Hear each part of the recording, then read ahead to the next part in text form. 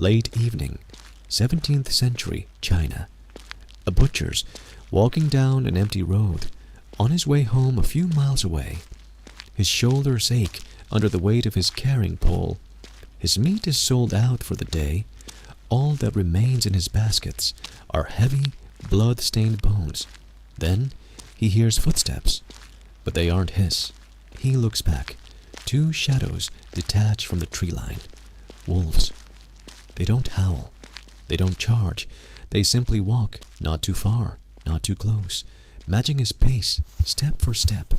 A quiet, calculated pursuit. Panic sets in. He reaches into his basket, pulls a heavy bone, and hurls it into the dust behind him. One shadow stops to claim the prize. The butcher breathes, but only for a second. The second shadow doesn't even glance at the bone. It keeps coming. He throws another bone. The second wolf stops, but the first has already swallowed its share, and its yellow eyes are back on his heels. He throws another, and another, until his hand scrapes bare wood. The bones are gone. Both wolves are now walking side by side, closing the distance. He knows the open road is a death sentence. Up ahead, he sees a deserted threshing floor. In the center, a towering mound of firewood and straw, stacked like a fortress. He sprints for it. He slams his back against the timber, shielding his rear. He drops the baskets and draws his meat cleaver. He braces for the impact. But the strike never comes. The wolves halt just beyond the reach of his blade. They stare, and then the pack splits. One wolf turns its back and vanishes into the dark tree line. The other remains. It sits on its haunches like a dog. It just watches him. The butcher's arms tremble under the weight of the heavy blade. Then the wolf drops its head. Its posture softens. Its eyes slide shut. It appears to go to sleep.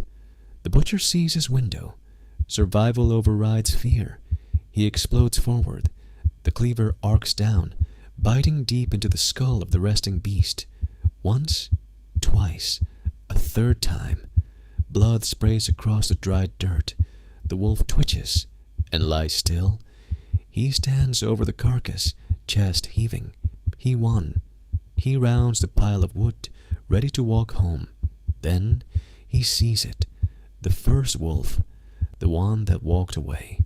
It is waist deep inside the back of the woodpile, dirt and straw flying as it digs a tunnel straight through the center, aiming directly for the spot where the butcher's back had just been resting.